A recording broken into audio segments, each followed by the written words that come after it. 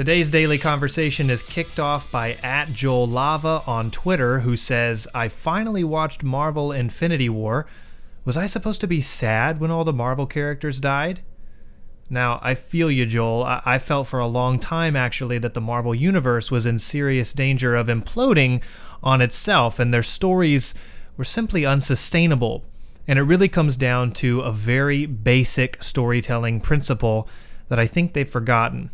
Let me back up just a little bit, because my wife and I absolutely love movie dates. I mean, it's become kind of our escape. It's 3 hours in a dark room, no kids asking for anything. Now, don't get me wrong, I absolutely love my kids. I love being around my kids, but if you're a parent, you know that pretty much from the time the kids wake up to the time they go to bed, and oftentimes well after that, it's need after need after need that must be met urgently. And so movies have become kind of our way to detox and relax and get away from all of that. And so I love movies. I love stories. I am a storyteller. I love talking about movies. I love breaking down movies. And there's nothing quite like watching a well-executed film and walking out of the theater going, wow, that was amazing.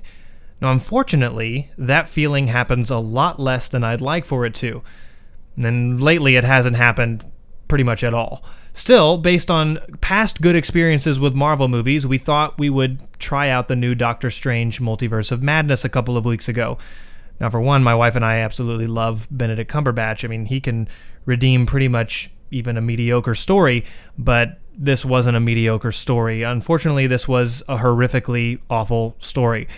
Now, you have to understand, I'm not a comic book nerd. I haven't even read a Marvel comic, but I have seen all but the most recent terrible couple of films. And I enjoyed most of the Marvel films. I'm not a Marvel is terrible snob. I'm a snob about a lot of things, but not that. But Marvel movies, I called a long time ago, were about to become borderline unwatchable, and that's because of the key storytelling principle that I mentioned earlier. And that's the suspension of disbelief.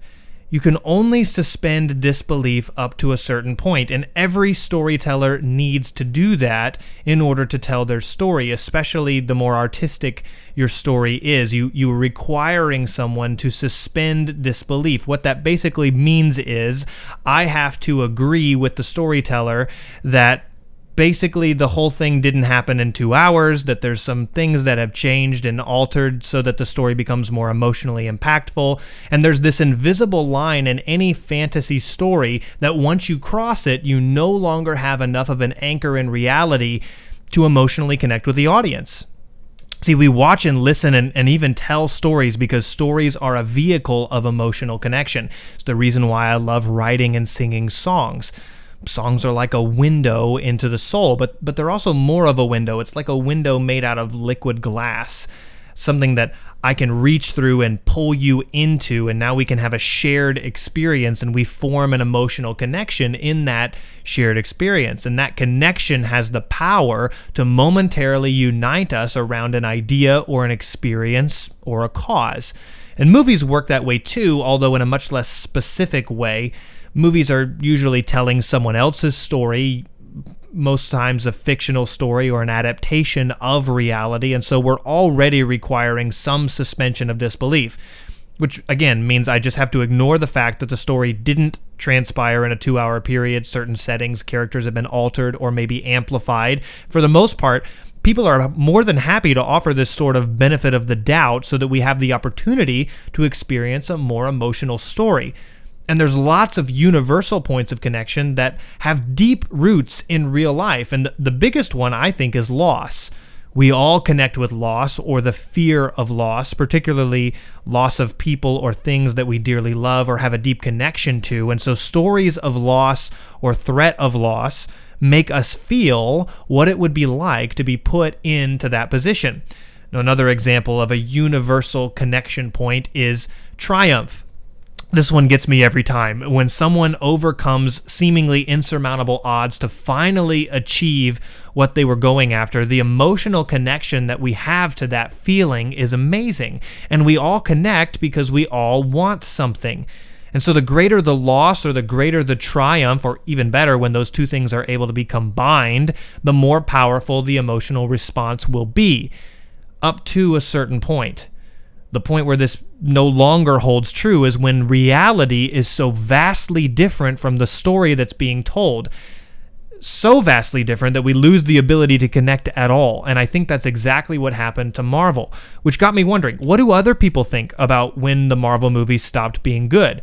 Or maybe they never started being good. At Darth Armo on Twitter suggests that after 2010, when Marvel movies started picking up and they made a buttload of money, they stopped caring.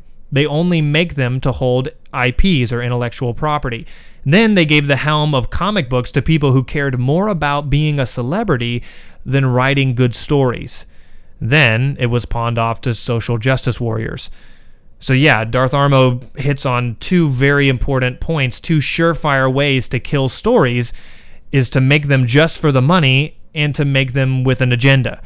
This is why sequels in Christian films are generally bad. Sequels try to capitalize on the intellectual property of the original, the characters or the story or the themes that were really popular with that original audience, and except in a very few cases, they sacrifice the story in order to capitalize on that intellectual property. Christian films tend to suffer from storyitis because they usually have an evangelistic agenda, and so their agenda crowds out the story. Tyler Malone on Twitter has a little bit different take. He says, the Marvel movies for me stopped being good when they stopped wanting to be individual movies. Yes, there was always a connective narrative thread, but at some point, the movies started not working on their own as movies outside of the franchise.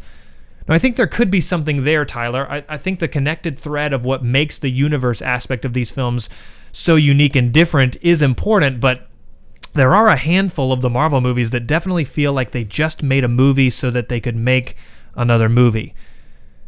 Elamin Abdel Mahmoud over at BuzzFeed had just put out an article titled "Hollywood has become too safe and movies are suffering for it," in which he mentions Marvel as a prime example of this. But he also calls out the newest Jurassic World movie for making dinosaurs, as he puts it, boring, which is a sentiment after watching the most recent Jurassic World movie that I wholeheartedly agree with. If you watch Jurassic Park, the original one, which I also recently have, there's still that emotional connection to the fear of loss. They were able to connect with the viewer over this fear of being chased by dinosaurs. And so it's not as though the appeal of a dinosaur movie has completely worn off. It's just not being executed as well as it used to be. Now, this BuzzFeed article suggests that Jurassic World and Marvel alike both suffer from sacrificing story on the altar of intellectual property. Now, I have a different take, and my take might be less popular because people tend to enjoy the bigger, better spectacles as CGI gets better and more realistic and our creativity with story and character expands more and more. We like to keep pushing the boundaries of what we can do, both technologically and narratively, and this isn't going to stop. But I think what happened in the Marvel universe is they pushed the boundary so far that now no one cares anymore because we can't connect to the story emotionally anymore, or the characters for that matter. See, the characters, I think, in the Marvel movies have become so unlike us, and the stories so sensationalistic, and nothing is relatable anymore. And so Marvel movies have become nothing more than laboratories for visual effects and playgrounds for intellectual property to ring the cash register again. But the stories themselves have died, which raises a concern for me as a parent especially. And honestly, maybe you disagree with me that stories have died, but I think by and large, most people think that Hollywood has run out of original stories. They keep putting out remakes and sequels and basically just ringing the cash register again over and over and over again. And we haven't seen very many fresh original stories since like the days of early Pixar. And I love stories and I love movies, and I don't love having to choose between the two. And I'm concerned as a parent that there's going to be a generation of children who grow up learning to love mediocre stories without ever experiencing really, truly good stories, at least in movies. Now, they could just watch classic movies, but there's such a distance between generations that even I feel when I watch classic stories that there's a disconnect. There's still general emotional connection because we all connect to the same sorts of things and human nature is the same, but by and large, that world is a much different world than this world, and the gap keeps getting larger. So the problem persists that we have an astounding lack of stories that are grounded in our current reality, that have the ability to relate to us and create that emotional connection that we all crave. And I think this is actually part of a much larger societal issue as well. So we continue to be more and more fragmented over everything from values to preferences, and the chasm between the common ground that we stand on together is getting larger and larger. I fear that soon we're going to have very little shared experience that we can connect to as a whole, and that's being reflected in our stories. The solution, for my children at least, is pretty easy. I can simply be selective with the stories that I allow them to engage with. But this broader issue of losing stories that have the ability to unite us around a common theme or issue or idea, I think is a much more significant issue. One solution could be simply create more stories, better stories. I think that's a pretty good solution. But I'd love to know what you think. Am I overstating my case? Is this really not as big of a deal as I'm making it out to be?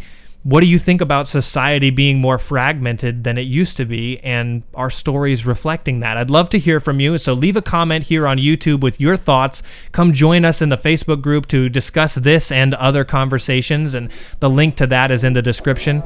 Until next time, I'm Caleb Allen, and this is The Daily Conversation.